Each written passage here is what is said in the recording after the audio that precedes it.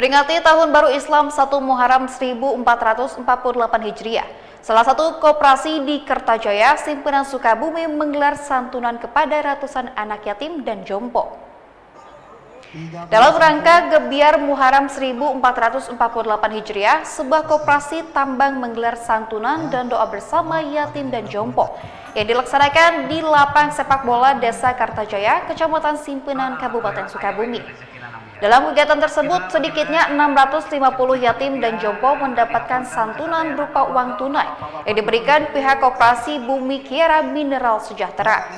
Ketua Panitia Acara Aji Gunawan menjelaskan, beragam kegiatan sosial yang dilakukan pihaknya mulai dari santunan anak yatim, pembangunan rumah tidak layak huni, hingga menyediakan mobil ambulans bagi masyarakat yang membutuhkan.